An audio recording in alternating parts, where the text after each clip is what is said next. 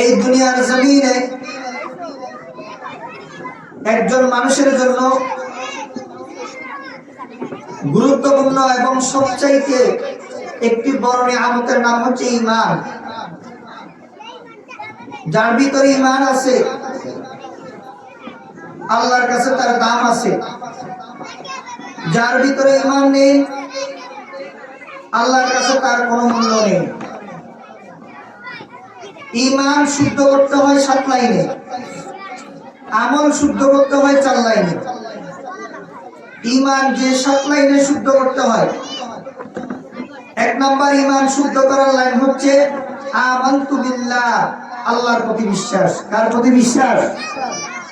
আল্লাহর প্রতি বিশ্বাস। আল্লাহর প্রতি শুধুমাত্র বিশ্বাস থাকলে হবে না, আল্লাহকে লা শরীক বিশ্বাস করতে হবে। যে আল্লাহর কোনো অংশীদারিত্ব নেই, আল্লাহর কোনো শরীক নেই। শুধু বিশ্বাস নয়, লা শরীক বিশ্বাস করতে হবে। যে আল্লাহ একক, তার কোনো শরীক নেই। লা শরীক যে বিশ্বাস করতে পেরেছে সেই ঈমানদার, তার ঈমান শুদ্ধ, তার ঈমান সঠিক। পৃথিবীর মধ্যে বহু ধর্ম আছে, ইহুদি, খ্রিস্টান, হিন্দু, চাকমা, মারমা, ত্রিপুরা, আরো বিভিন্ন জাত আছে। মনে করেন হিন্দুরাও আল্লাহকে বিশ্বাস করে, কিন্তু তারা শরীক করে 33 কোটি দেবতা মানে।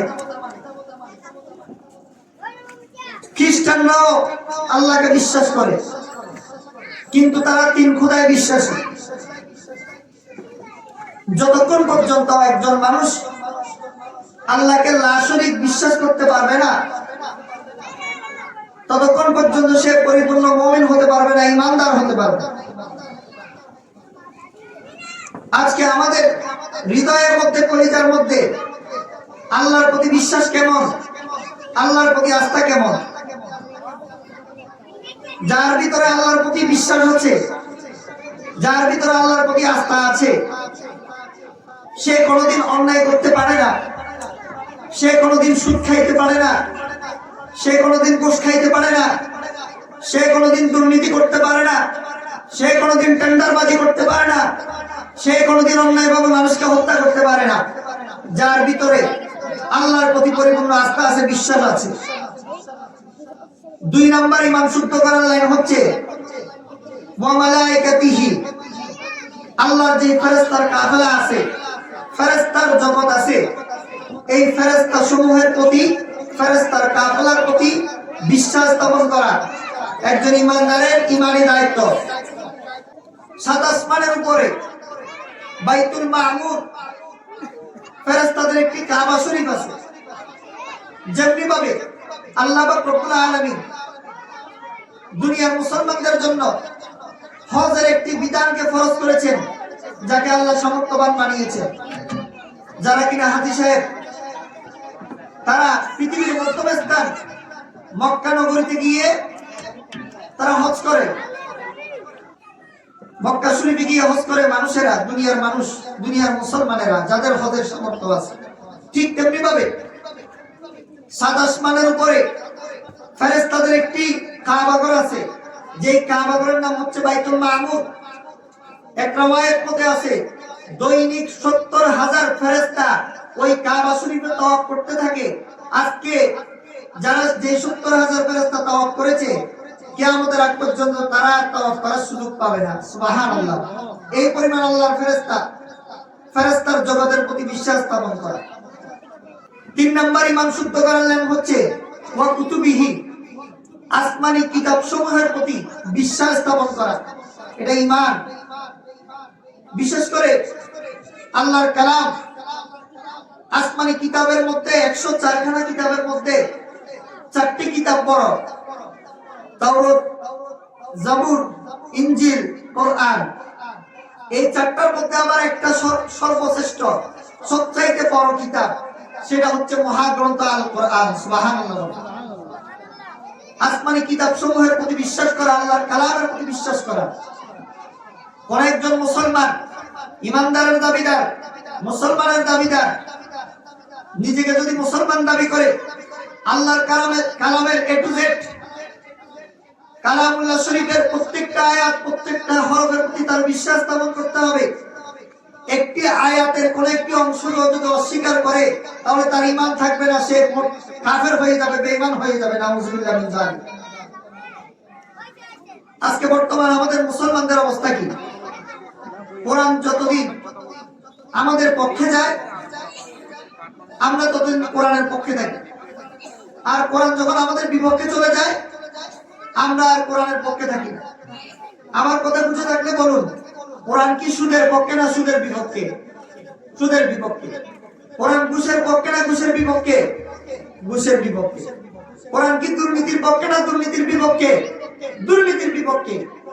আল্লাহর কালামে যা যা আছে, আল্লাহ তাআলা যা যা ওয়ার্ডার করেছেন, আমাদেরকে হুকুম দিয়েছেন, আদেশ দিয়েছেন, প্রত্যেকটা মুসলমানদের বাধ্যতামূলক মানতে হবে। একটা জিনিস হচ্ছে আমল না করা, আর একটা জিনিস হচ্ছে না মানা। দুইটার মধ্যে পার্থক্য আছে। কেউ যদি একটা বিষয়ের প্রতি আমল করতে না পারে, কোরআনের একটি বিষয়, মনে করেন নামাজ, নামাজ যদি কেউ না পড়ে তাহলে গুনাহগার হবে, কিন্তু কাফের হবে না। আর যদি কেউ নামাজকে অস্বীকার করে, সে শুধু গুনাহগার নয়, সে কাফের হয়ে যাবে। নাউযুবিল্লাহ মিন যালিক। তাহলে আল্লাহর কোরআনে বিসমিল্লাহর বা থেকে নিয়ে মিনাল জিন্নাতি ওয়ান নাস, সূরা নাসের সিন পর্যন্ত এ টু জেড কমপ্লিট কোরআনকে বিশ্বাস করতে হবে। যার প্রতি কোন একজন মুসলমান কোরআনের কোন একটি অংশের প্রতি যদি তার বিশ্বাস না থাকে, সন্দেহ থাকে, তাহলে সে ঈমানদার থাকবে না, বেঈমান হয়ে যাবে। 4 নাম্বার, ওয়া রাসূলিহি, ঈমান শুদ্ধ করার 4 নাম্বার লাইন হচ্ছে নবী রাসূলগণের প্রতি বিশ্বাস স্থাপন করা। কার প্রতি? নবী রাসূলগণের প্রতি। যত নবী রাসূল আল্লাহ তাআলা প্রেরণ করেছেন, তার মধ্যে থেকে সর্বশেষ এবং সর্বশ্রেষ্ঠ নবী হচ্ছে মুহাম্মদুর রাসূলুল্লাহ সাল্লাল্লাহু আলাইহি ওয়াসাল্লাম। আল্লাহ রাব্বুল আলামিন আমাদের নবী সাল্লাল্লাহু আলাইহি ওয়াসাল্লামকে সারা দুনিয়ার রহমত হিসেবে প্রেরণ করেছেন।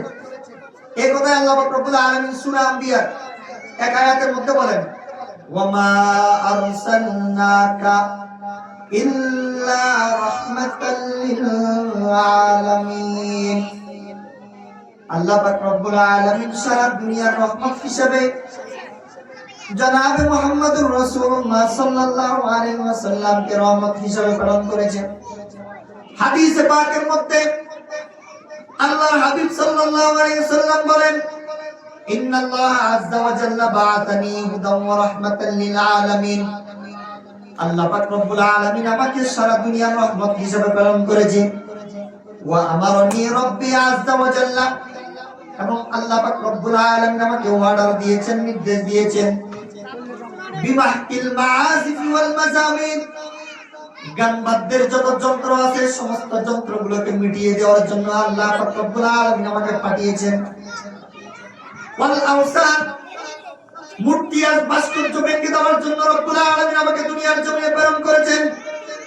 ওয়াসসালিব, খ্রিস্টানদের চিহ্ন ধ্বংস করার জন্য আল্লাহ পাক রব্বুল আলামিন এই দুনিয়ার জমিনে আমি নবীকে প্রেরণ করেছেন। ওয়া আমরুল জাহিলিয়া, ওয়া আমরিল জাহিলিয়া, জাহিলিয়তের যত কুপ্রথা আছে সমস্ত কুপ্রথাকে মিটিয়ে দেওয়ার জন্য, সমস্ত কুপ্রথা জাহিলিয়তকে দূর করার জন্য আল্লাহ পাক রব্বুল আলামিন এই দুনিয়ার জমিনে আমাকে পাঠিয়েছেন। সুবহানাল্লাহ। সারা দুনিয়ার রহমত হিসেবে আল্লাহর হাবিবকে আল্লাহ পাক রব্বুল আলামিন প্রেরণ করেছেন। সুবহানাল্লাহি ওয়া বিহামদিহি। আজকে সারা দুনিয়ার মধ্যে অনেক বেঈমানরা, অনেক কাফেররা, অনেক নাস্তিকরা আল্লাহর প্রিয় হাবিব সাল্লাল্লাহু আলাইহি সাল্লামের শানে গুস্তাখি করে, বেয়াদবি করে, দুশমনী আচরণ করে। সারা দুনিয়া সমস্ত বেঈমানরা মিলে যদি আল্লাহর হাবিব সাল্লাল্লাহু আলাইহি সাল্লামের ইজ্জতের উপর আক্রমণ করে, রাসূলের ইজ্জত থেকে বিন্দু পরিমাণ ইজ্জত কমবে না, রাসূলের সম্মান থেকে বিন্দু পরিমাণ সম্মান কমবে না। বরঞ্চ যারা যারা নবীর বিরোধিতা করবে, নবীর বিরুদ্ধে গুস্তাখি করবে, নবী সাল্লাল্লাহু আলাইহি সাল্লামকে নিয়ে কটু কথা বলবে, তারা দুনিয়াতেও ধ্বংসপ্রাপ্ত, আখিরাতেও ধ্বংসপ্রাপ্ত। ঠিক কিনা যারা বলেন না?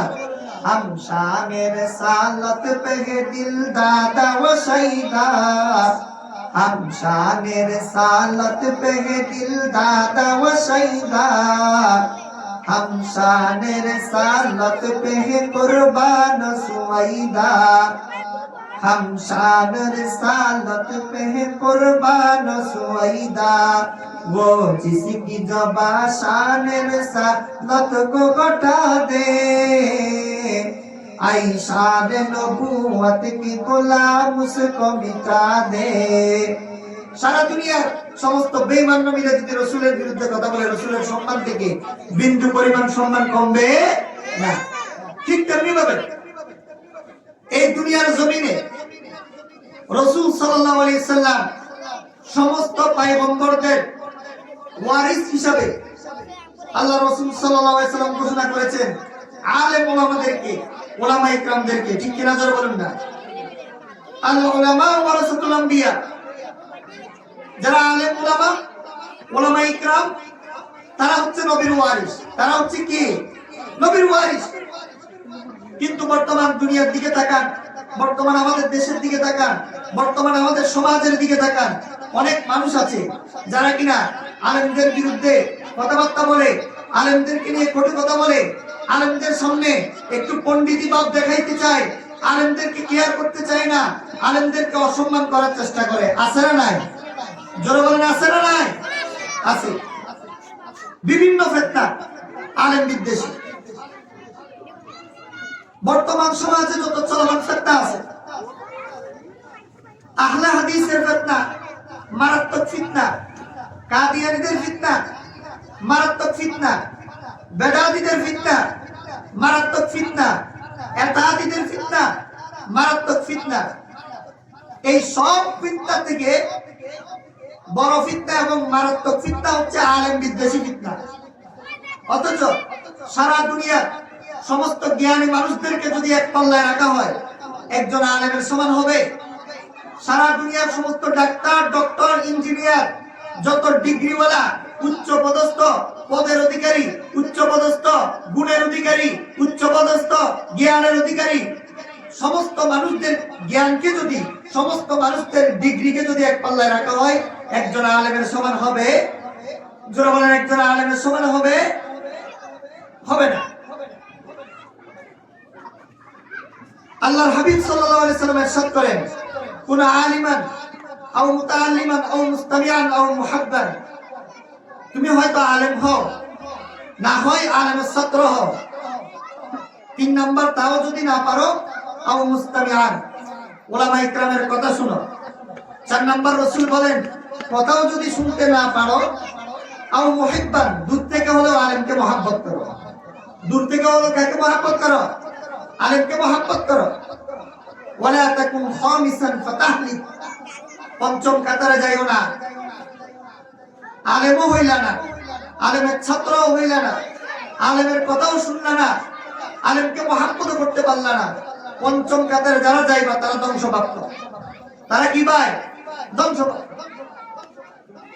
বর্তমান সমাজে আমাদের অনেক ভাইয়েরা আছে যারা আলেম ওলামাদেরকে মাইনাস করে দ্বীনের কাজ করতে চায়। আছে না নাই? জোরে বলেন, আছে না নাই? আমি একটা উদাহরণ দিই। ট্রেন তো চিনেন, ট্রেন রেলগাড়ি। রেলগাড়ির সামনেরটা হচ্ছে ইঞ্জিন, আর পিছনের গুলা হচ্ছে ডাব্বা। পিছনের গুলা কি, সামনেরটা কি?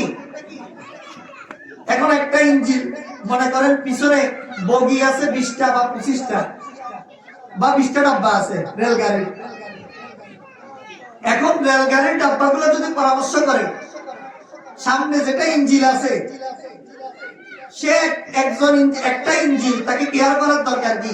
আমরা ডাব্বা যেগুলো আছে পিছনে, আমরা পরামর্শ করে আমরা এই রেলগাড়ি দিয়ে চলবো, রেলগাড়ির রোড দিয়ে চলবো, চলতে পারবে? ইঞ্জিন ছাড়া কোনোদিন ডাব্বাগুলো রেলগাড়ি দিয়ে চলতে পারবে? রেলগাড়ির যে রাস্তা আছে, রোড আছে, ওই রোড দিয়ে চলতে পারবে? কেন পারবে না? কারণ ইঞ্জিন ছাড়া সম্ভব নয়। ঠিক কেনা যারা বলেন না? ঠিক তেমনি ভাবে আজকে কিছু মুসলমান আছে, কিছু মানুষ আছে, আমার কিছু ভাইয়েরা আছে যারা মনে করে ওলামা ইকরামদেরকে বাদ দিয়ে মসজিদ চলবে, ওলামা ইকরামদেরকে বাদ দিয়ে মাদ্রাসা চলবে, ওলামা ইকরামদেরকে বাদ দিয়ে মাহফিল চলবে, ওলামা ইকরামদেরকে বাদ দিয়ে তাবলীগের কাজ চলবে।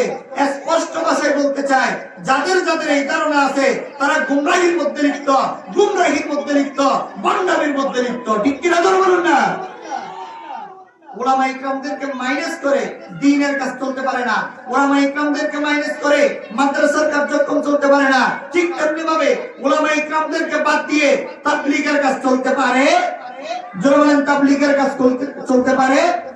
জাহেল কবি হতে नहीं आलम का बराबर कुरान में हल यस्तवी मौला ने कहा है जाहिल को भी होते नहीं आलम का बराबर कुरान में हल यस्तवी मौला ने कहा है। সারা দুনিয়ার সমস্ত মানুষকে একত্রিত করলে একজন আলেমের সমান হবে। রাসূল সাল্লাল্লাহু আলাইহি ওয়াসাল্লাম বলেছেন, ফাদলুল আলিমি আলাল আবিদি কাফাদলি আলা আদনাকুম। তোমাদের মাঝে রাসূল সাল্লাল্লাহু আলাইহি ওয়াসাল্লাম তার সাহাবা ইকরামদেরকে বলতেছে, তোমরা সাহাবা ইকরামদের মাঝে আমি রাসূলের মর্যাদা যেমন, সাধারণ মানুষের তুলনায়ও আলেমদের মর্যাদা তেমন। সুবহানাল্লাহ বলেন। সাধারণ মানুষের তুলনায় আলেমের মর্যাদা বেশি না কম?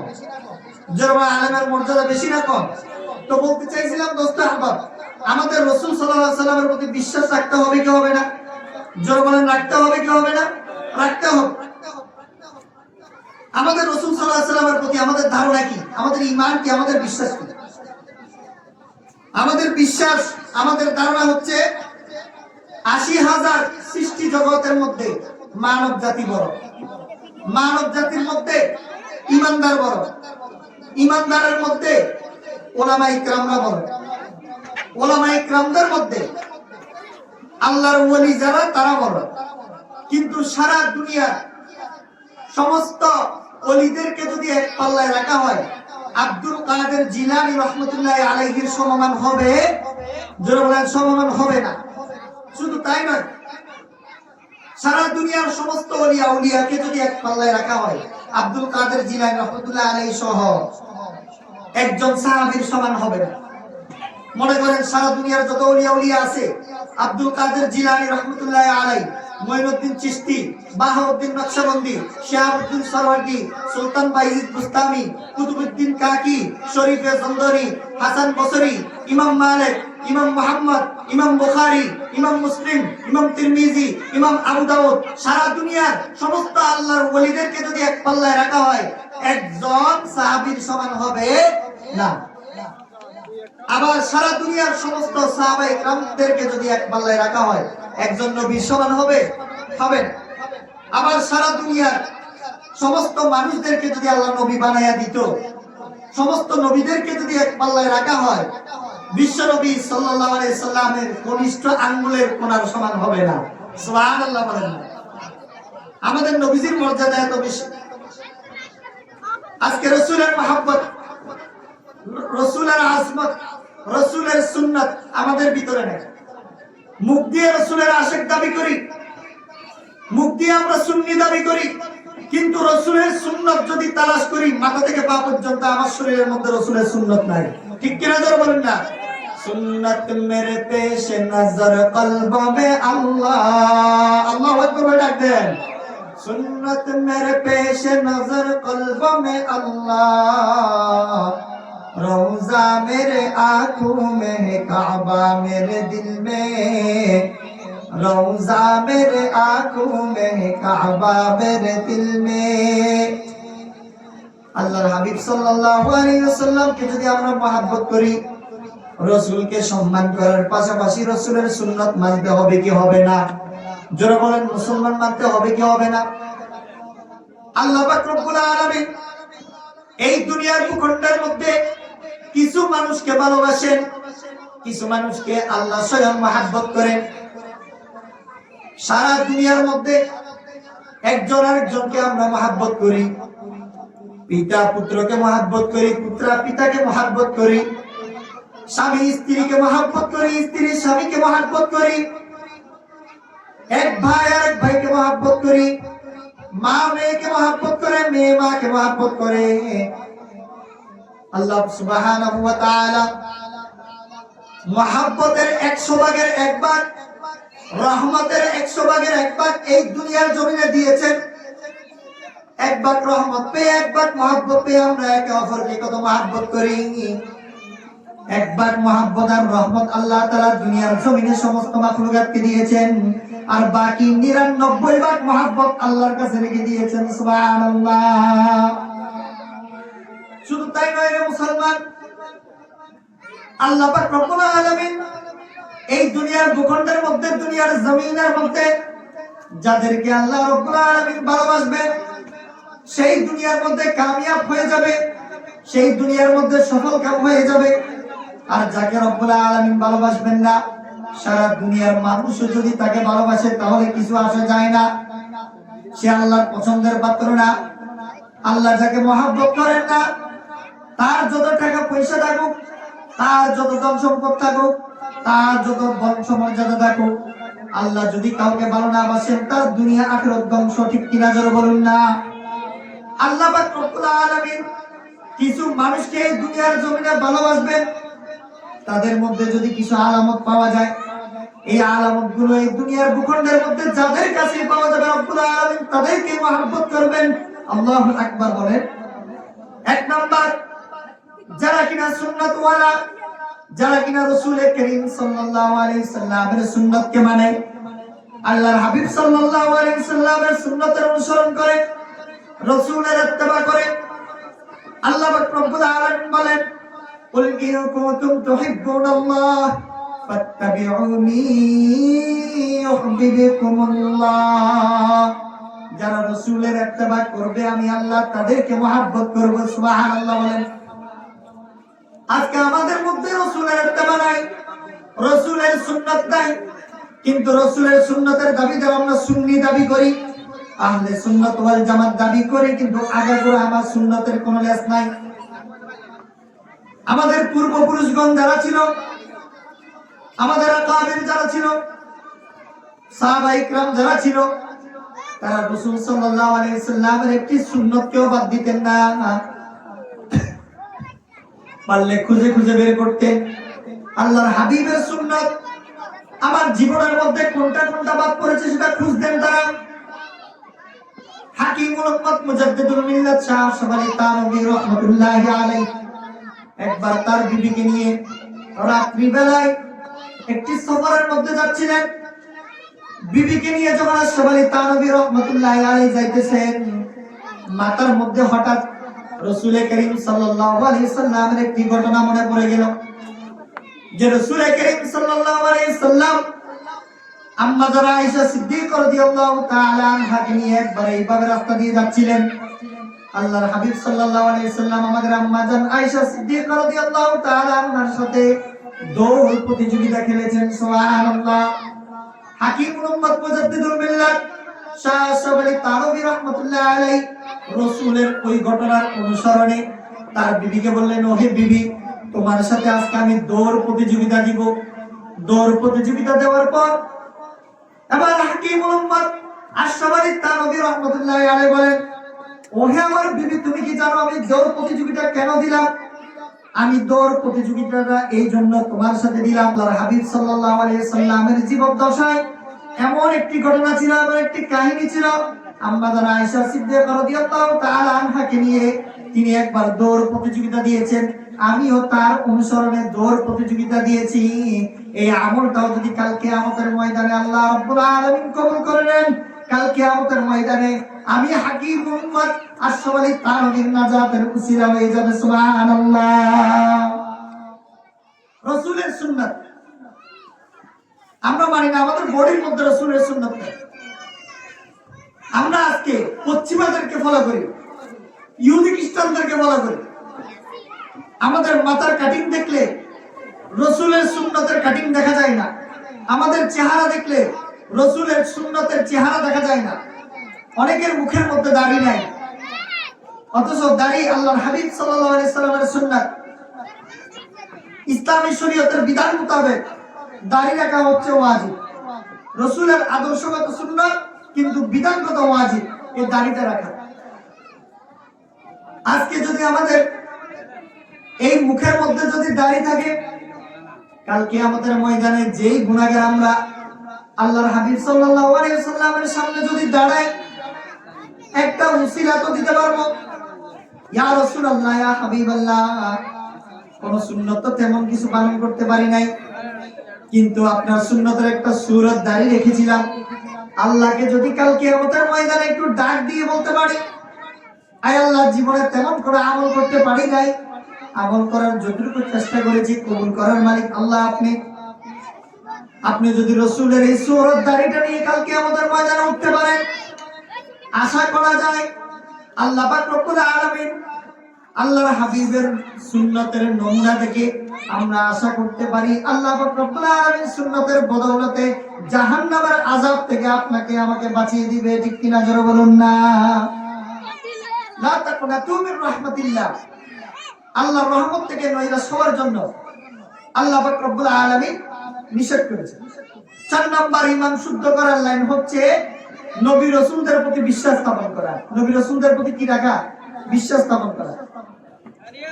5 নাম্বার ঈমান শুদ্ধ করার লাইন ওয়াল ইয়াউমিল আখির, পরকালের প্রতি বিশ্বাস স্থাপন করা। পরকাল একদিন কায়েম হবে, একদিন পরকাল কায়েম হয়ে যাবে, এই পরকালের প্রতি বিশ্বাস স্থাপন করা, এটা হচ্ছে আমাদের ঈমান। পরকালের প্রতি যার সন্দেহ থাকবে, তার যার বিশ্বাস থাকবে না, সে ঈমানদার হতে পারবে না, সে মুমিন হতে পারবে না। কাল কিয়ামতের ময়দানে পরকালে আল্লাহ পাক রব্বুল আলামিন 5টা প্রশ্নের জবাব দেওয়া ব্যতীত একজন আদম সন্তানকেও সামনের দিকে অগ্রসর হতে দিবে না। 1 নাম্বার রব্বুল আলামিন প্রশ্ন করবে, আমি যে তোমাকে একটা জীবন দিয়েছিলাম, এই জীবন তুমি কোন কাজে ব্যয় করেছো? 2 নাম্বার রব্বুল আলামিন প্রশ্ন করবে, আমি তোমাকে একটা যৌবন দিয়েছিলাম, এই যৌবন তুমি কোন পথে ব্যয় করেছো?